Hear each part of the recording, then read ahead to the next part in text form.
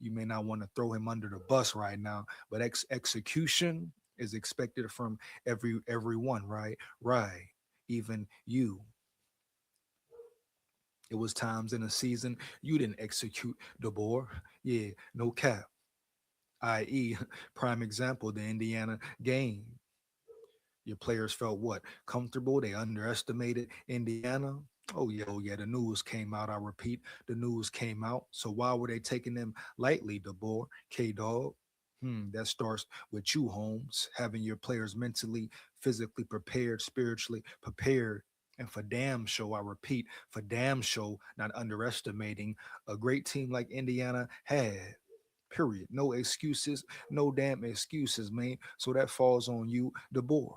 Of course, the players get blamed because why the hell ain't they locked in and zoned in, Holmes? But at the end of the day, preparation is key. And it starts with you, K Dog, period, homie. Heavy. So when you talk execution, when you talk everybody doing a job, bad.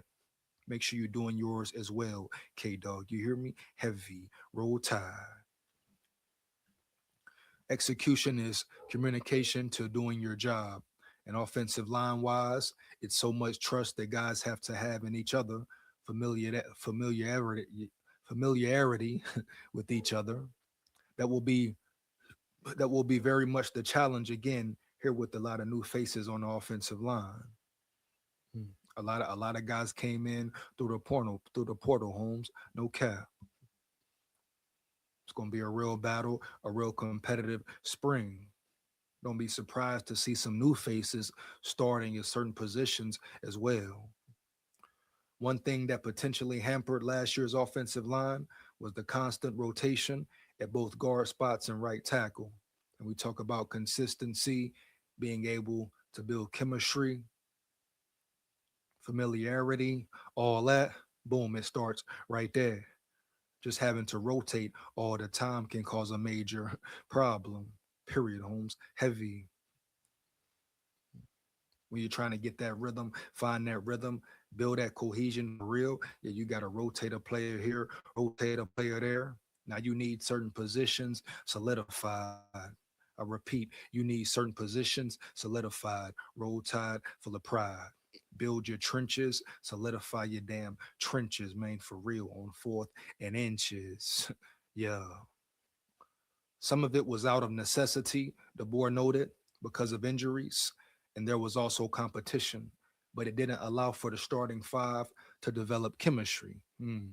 Unfortunately, we weren't able to really find that community in jail, and that falls with the running backs too. Being able to be confident in the schemes and trusting their reads and those types of things too, the board said.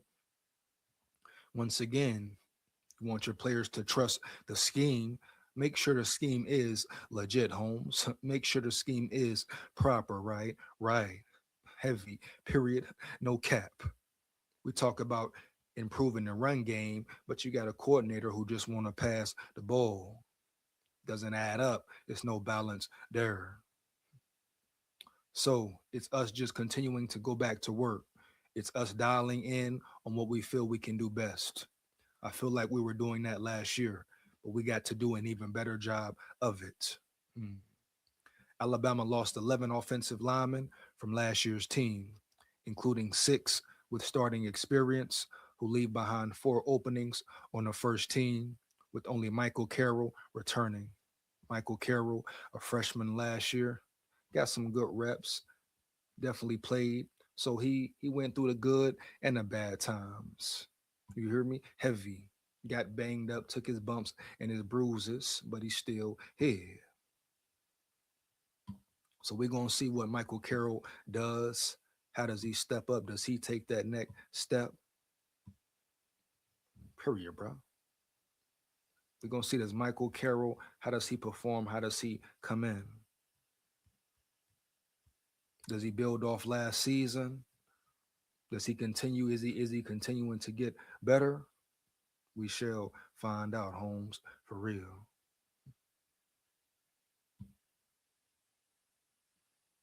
There we go. Boom. Back into it, man.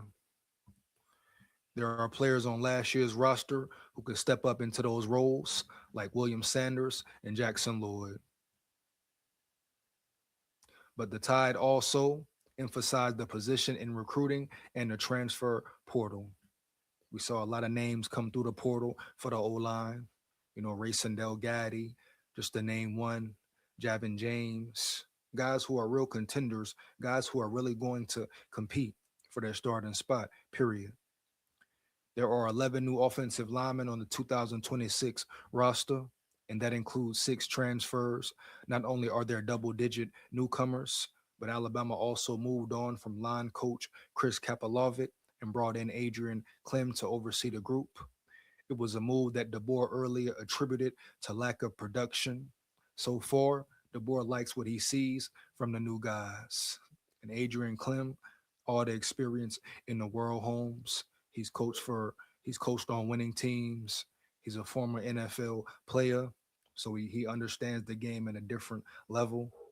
So that's all a benefit and a plus for the Bama running game and the O line, as far as just bringing someone in here who can have these guys play real good football, physical football, improve technique and all that.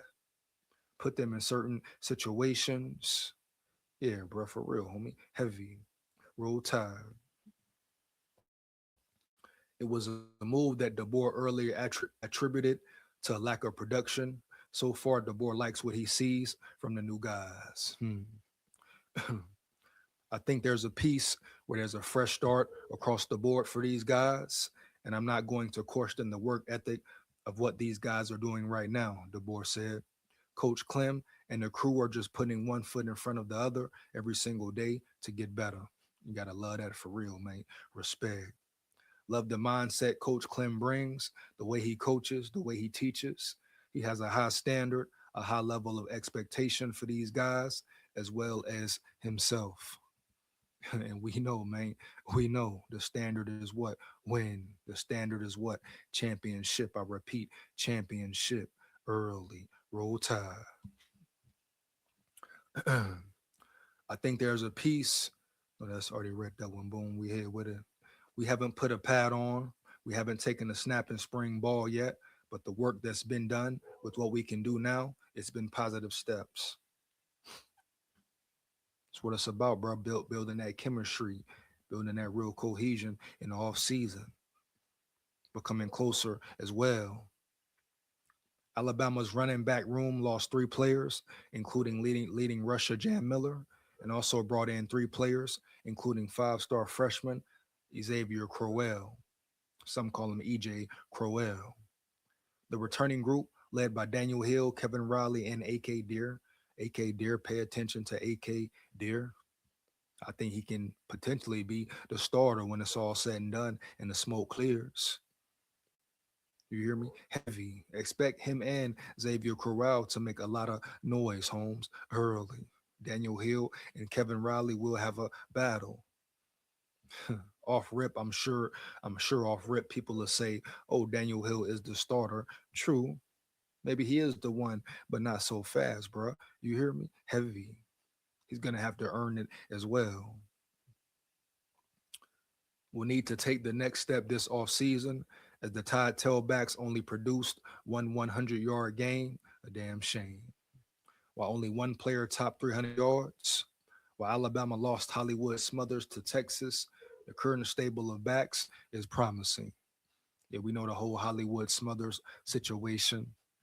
They need to fix the portal, revamp the portal, period. The guys that are coming in, they're young and guys that are growing. Excited for them. The boy said there were times when Daniel and Kevin had their moments, and them to be healthier here for spring, I think is really critical, especially for Daniel. It was really kind of the first time I've seen him completely healthy or as healthy as I've ever seen him, I guess. And then the young guys, especially with AK and EJ coming in, they're hungry. And so they're learning every single day. Got the potential to be some good running backs. And I'm telling you, Holmes, watch out for AK and EJ. No cap. Xavier Crowell is a real per talent, Holmes. I repeat, a real per talent, Holmes. Heavy. He could make some noise year one. I'm talking year one. Let me see here, man, because I'm figuring they got that there around yonder. They should have the other one too, then, huh? Let me see here, dog. Give me 1 second, dog. Let me see. See what we got in this joint, man.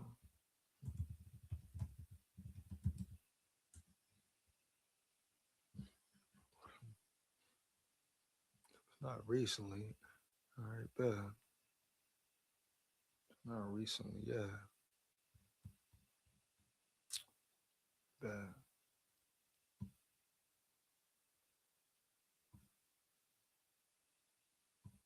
want to go back to this now.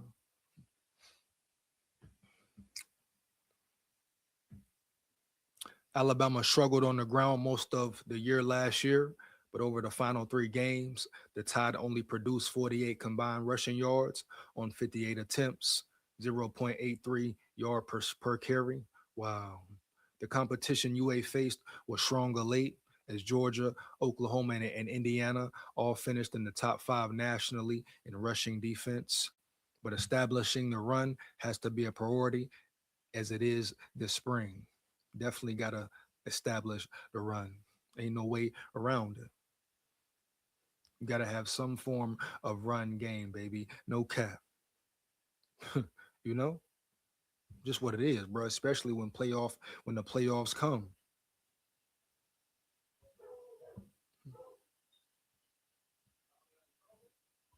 and they've always been able to run the ball. So get back to it, bro. Heavy. The competition UA faced, or read that, I would say across the board, a lot of teams struggled to run the ball, especially as it got later into the season. The board said in the postseason, there were a lot of teams that the defensive lines and the defenses in general really did a nice job. Trenches as well there, trenches as well there too. Whether it's in non-conference, whether it's in conference or in the playoffs. Well, that's not the point, DeBoer. And it was a lot of teams who ran on you when the playoffs came. Indiana ran the ball down your throat on your defense. So it don't matter about which team struggled and didn't struggle. Bama struggled hard to run the ball, something that don't damn happen. So it's time to really get it in order, KOC. You hear me, K Dog? Really get it in order, man. No cap. Roll tide. We can't be okay with that. We got to be able to run the ball when the defense has given us those opportunities to do it and be efficient. Hell yeah. Hell yeah. You damn right, DeBoer. K Dog. Complimentary football homes. Complimentary football homes. That's what it comes down to, bro. Period. Defense was elite. Defense was championship level. Care what nobody talking about. Last year, Alabama's defense was championship level. Holmes heavy. you know. Yeah, subtract that Indiana game and all that, and even the first half, they pretty much held it down. Then Ty Simpson fumbled. Then boom, the domino effect occurred. But they held it down really first half. Kept Bama in the game for real, like they did all season. hmm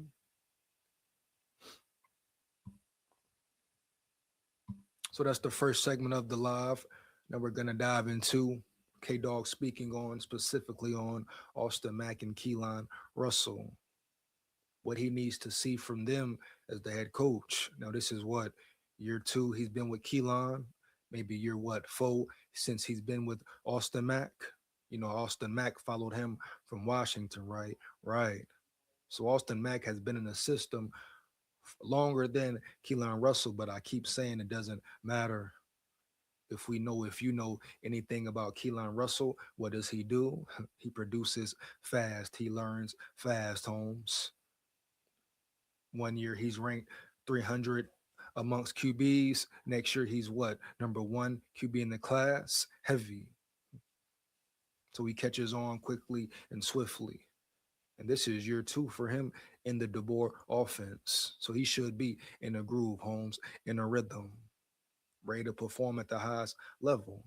But I'm very excited about this QB battle, QB competition. No cap. The time is now. And we're going to see who pulls it out early, Holmes, early. You know what I mean? Roll Tide. Oh, yeah. So let's go ahead, dive in and get into it. Give me 1 second, baby. You're heavy. Hold on now. Who that said now? Hold on now. Er, mhm, mhm. Run game, go back one. Mhm, mhm, mhm,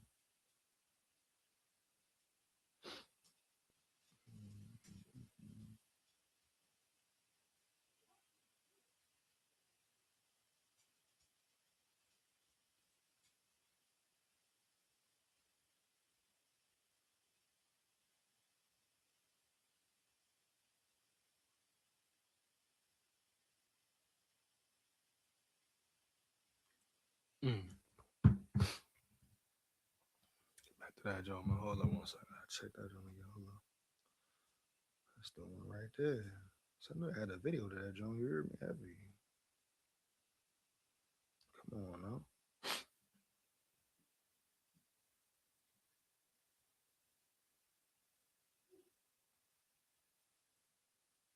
Right, there we go. Yeah, there we go.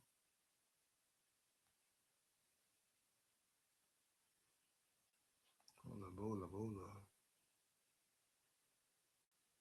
Boom. All right, so we're gonna get here to next up for the board. What he's speaking on the QB, the whole QB battle. So we're gonna go ahead and dive into that. I guess the board had a lot to say. I guess he had a lot to say about Austin Mack and Keelan Russell. Maybe, baby. Let's get into it right now. What Kalen DeBoer needs to see from Austin Mack, Keelan Russell this spring. And I'm sure he's gonna see a lot. It's gonna be a real battle. Period. We got here. David Bolt in the building. David Bolt in the building. What up, big dog? What up, my levy dog? You hear me? Heavy. Roll Tide, baby. Roll Tide. Coming to you from Washington, D.C. Great job. We need a bell cow running back like Alabama had in the past. Appreciate you, David Bolt. And you talking facts, you kicking facts here. I repeat, Holmes, David Bolt coming in hot, kicking per facts, Holmes. Heavy. Roll Tide, roll tide. Matter of fact, where the sirens at, man? Yeah. Bitch, yeah. You hear me? Heavy.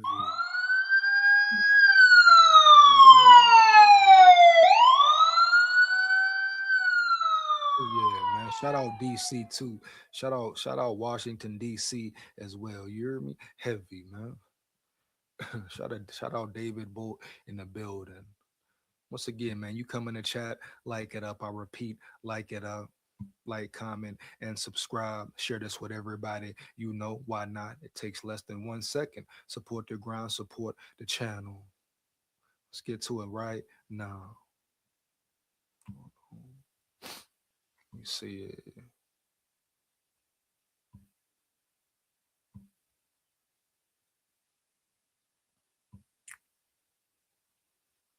Let's break it down and then boogie down town. Alabama's first spring practice is on Sunday, March 8th, as we all know, and all eyes will be on the Crimson Tide's quarterback competition between Austin Mack and Keelan Russell. Oh, yeah, it's a big competition, a great competition moving forward coming up. Are y'all ready? Let me know. Are y'all ready? Matter of fact, bro, let me know in the chat who you got winning the competition, the QB competition battle. You got Austin Mack or Keelan Russell being your one. Who do you think will be the number one quarterback coming in going in to next season? Who will win this spring battle? I must ask. us know. Let me know, bro. Fire chat up, Holmes. I repeat, fire the chat up, Holmes. Heavy. You hear me? Roll Tide. My opinion, it could go either way. Yeah, I'm sure they both putting work in. You see Austin Mack out there with my brother JJ McCarthy getting it in with John Beck. So Austin Mack taking this offseason very serious, taking the NFL very serious even. And if you know John Beck, he produced Drew Breeses, Jalen Hurts, et cetera, et cetera, et cetera. Huh? And they said Jalen Hurts couldn't be a quarterback in the NFL. Yeah. They said Drew Brees was too small, right? Right. So what are we talking about here round yonder? No cap. Roll Tide.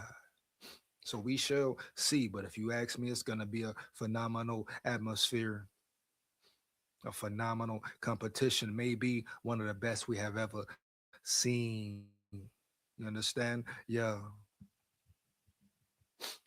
Mack and Russell are top candidates to replace Ty Simpson behind center this fall.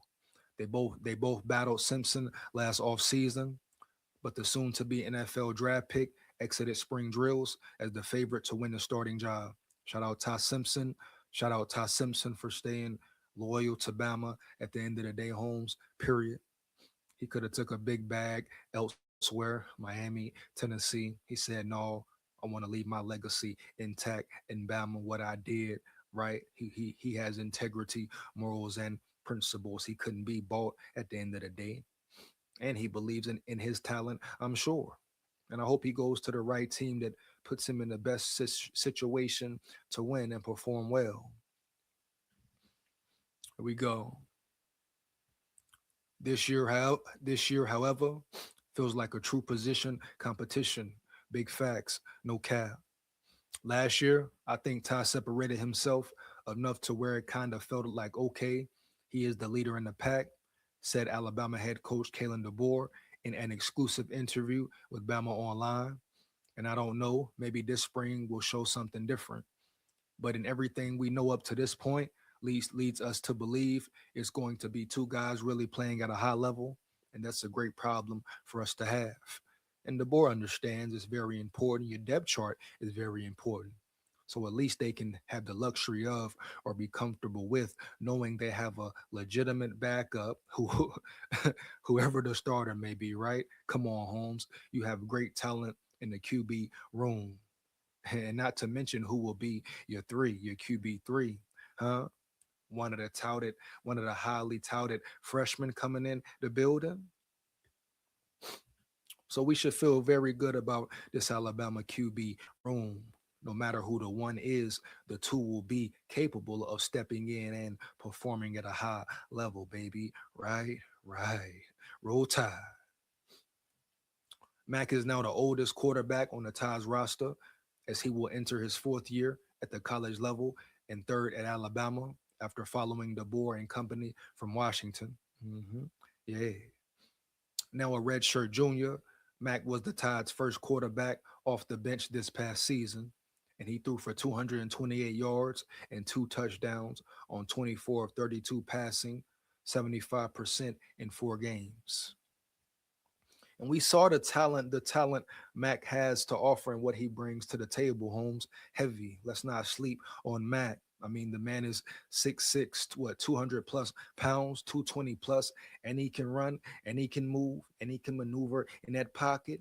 And he got the rocket forearm. Now, Keelan Russell may be more accurate, but you cannot deny the power in Mac's arm. And he's putting all the work in this offseason. Like I say, working with John Beck, one of the best QB trainers in the game. So Austin Mack trying to bring that pain. You hear me? Heavy.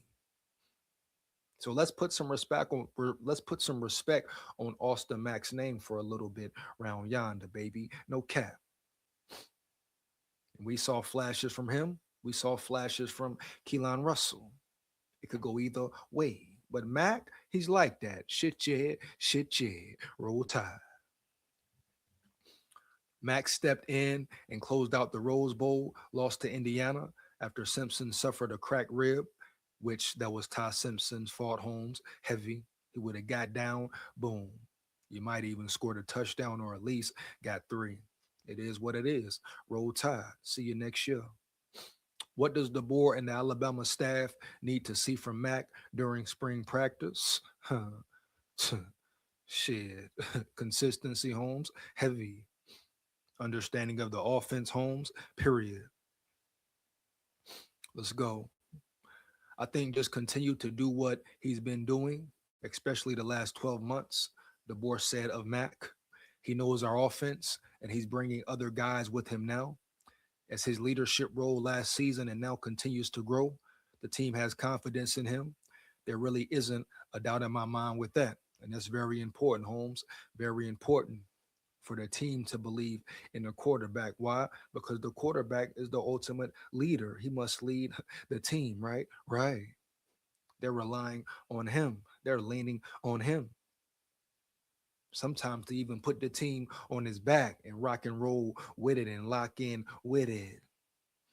So it's very important that the players trust their QB like their QB. They respect, right? And have confidence and belief in their QB to put them in the best positions to win as well. You hear me? Heavy to deliver the throw homes. You hear me? Heavy. No way around it. Yeah, so it's much more than just about talent. I mean, it's about talent, of course, who's the best, but it's about leadership, chemistry, continuity, all that, right? What does this quarterback bring to the table? How does he react under pressure? Does he fold? Does he stay calm? Does he stand in the pocket and let it rock it out, dog? You hear me? Heavy, right? Does he fold in chaos, game on the line, or does he keep his composure and rock and roll with it and lock in with it, Holmes? Period. Is he ready for the big lights, the prime time games? Period. So we gonna see for sure. Once again, don't sleep on Mac, especially now we know the players have confidence in him. Hey, bro, it's not automatically Keelan Russell as your QB1, bro, for real. So whoever is saying that is highly mistaken. I don't care what they talking about around yonder. Especially this year, year three in, K Dog know what he has to prove. I repeat, K Dog knows what he has to prove in year three. All eyes on him, right? All eyes on Bama. Can they progress? Can they do better? Or will they take a step back? You lost a lot of players. How will they react? Can you develop your players you got through the portal and have them prepared to play early? Are the players you brung in from the portal worth a damn, man? Are they worth a damn anyway? So a lot of questions surrounding this Bama team.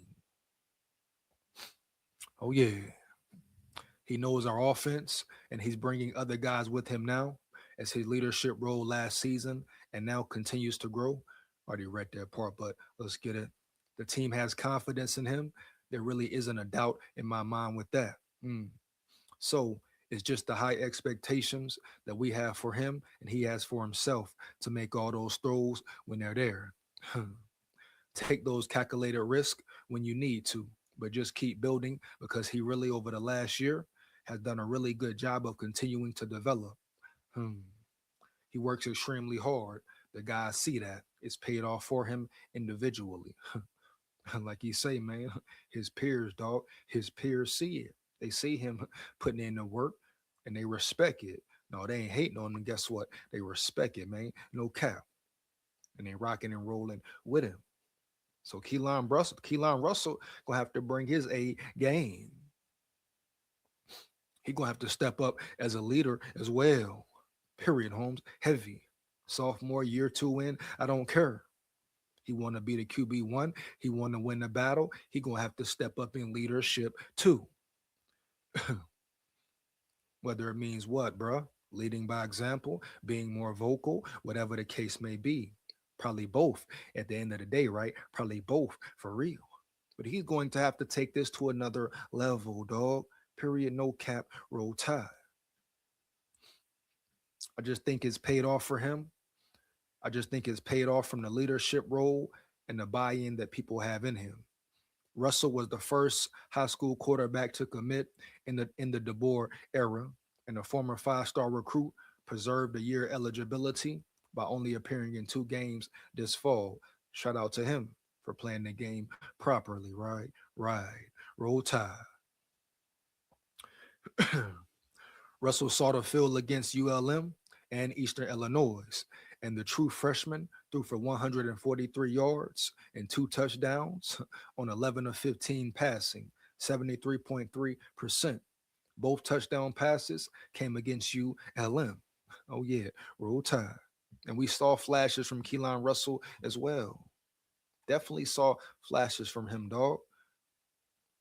As far as touch on the ball, he's probably more accurate than Austin Mack. Yeah, I would say he's a more accurate thrower than Mac Holmes. Yeah, but Mac arm is very powerful, very powerful, man. And Mac is really a secret weapon, low key. Ain't no damn low key to it. High key. Mac is really a secret weapon. Why? I mean, he's 6'6", Holmes, 220 plus, and he can run fast. Huh? He can run fast. He's no slouch when it comes to mobility and maneuvering and moving and grooving in that pocket and getting outside that pocket, right? Then delivering a great throw with that rocket. Oh, yeah. So it's no games here. They got to bring their A game to the table, right? Right. Man, sharpen man, iron, sharpen iron. So who gonna get it down there, bruh? Yeah. Very exciting, Holmes. Period. Oh yeah. What does Russell need to show his coaches in his second spring on the Alabama campus? Well, here's what DeBoer said. Heavy. Keelan got a lot of reps, and we were very intentional with that last spring and fall, DeBoer said. I think that really got him to the point where he feels comfortable with the offense. Not near as many reps in the system as Austin, but enough for us to see what he's capable of. Oh yeah. And so now it's just more high level reps.